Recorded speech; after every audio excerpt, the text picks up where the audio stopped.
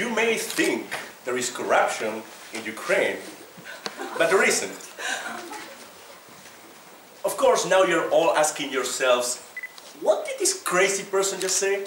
And I'll repeat, you're totally fine. Let me tell you a story about corruption. This story takes place in Ukraine. A few months ago, the Ukrainian government signed a very important deal involving lots of money. The deal was with a big gas company from another country. The company was going to help Ukraine build the required infrastructure to exploit the country's natural gas reserves. It was one of the strongest attempts to date to decrease Ukrainian energy dependence from Russia. It was important for the country. It had to go well. Everything was set for the signature of the agreement. Big room full of big expensive furniture, lots of flags all over the place, lots of journalists taking pictures, flashes everywhere, and an entire wall of government officials watching as some important personality signed the deal. The Ukrainian president was going to stop by to say a few words. There was only one small problem. The company co-signing the agreement, where was it from? It was from Spain. The same day the deal was signed, somebody in the Ukrainian government got a call. And the call quickly went up from one office to a bigger office, up, until it got to the biggest office. The call was from a representative of the company. And he told the Ukrainian government the company had no idea who the guy signing the agreement was. He did not represent the company. The deal was fake. It was all an extremely elaborate con. The Spanish guy faked the whole thing just to get the commission. So, you think Ukraine is corrupt? Spain is so corrupt that today a Spanish person can come to a former Soviet republic and steal from the prime minister while shaking his head in front of the cameras. That's how corruption is done, you Ukrainian beginners. You can't beat that. Spain is #1.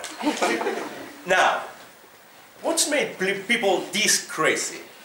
What's made people want to get so very rich, so very fast, so badly? Do you know success stories? Those stories you tell to inspire people? They're poison. Examples of people doing extremely well are driving everybody crazy. The pressure put by the expectation of success is now so high that it can make any sensible person go nuts. They make you feel that you're a loser if you don't own 2 companies, 3 houses, 4 cars, and you're not married to Angelina Jolie or Brad Pitt. What is success about? Let me tell you another story. Many years ago, it could be centuries now, my family owned a beautiful country house in a very beautiful region in northern Spain. We used to spend the summers there. One day, my father took my brothers and I on a long hike in the forest. We walked for hours. I soon became extremely tired. The sun hit hard, it was very hot. My feet started aching shortly after we left, and we kept going for hours. Eventually, we ran out of water. I actually became scared, and we were still surrounded by plants and trees, so we were still a long way from home. Suddenly, I heard the sound of a piano. A piano in the middle of the forest? Yes. It was a summer afternoon, so quiet that the sound could travel a long distance. And what I was hearing was the wind carrying the notes that my mother was playing on the piano back home. It's fair to assume that this was the first time so many horses, butterflies, and cows heard the music of Bach. It sounded in the air, through the trees, and flew in all directions over hundreds of meters of grasslands. Was my mother doing that because some success story had told her that some rich guy somewhere liked to play the piano, and look, he's rich now, so playing the piano will make you rich? Of course not. My mother was successful well before then. She became a businesswoman before feminism wasn't even a word. In post-war Spain, a society 20 years behind the rest of Europe. She was so tough that the company sent her to collect debts. The other companies knew her by the name Miss Incorporated. But she wasn't happy. So eventually, she left everything and married my father because she wanted to have a family, and she did. But before that, she bought my father his first car. My mother was successful much before she made even the last bee stop in the air to listen to the music. She had already succeeded. Now she was simply doing something extraordinary because she loved doing it. She expected nothing in return. And Picasso, Galileo, Einstein didn't do the greatest work because they expected money or power in return. They did it because something inside of them forced them to, and nothing could have stopped them.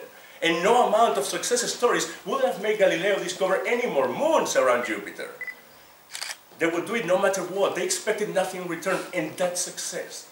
The one thing you can't stop doing. The one thing you're going to do expecting nothing in return. The one thing that is going to make you carry a piano to some remote forest to play for the horses during the summer in the middle of the day.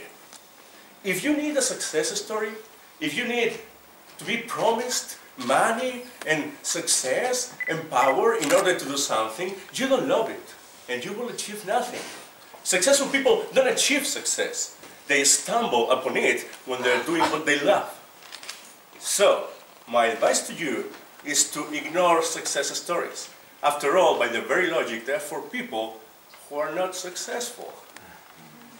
Mr. Toastmasters.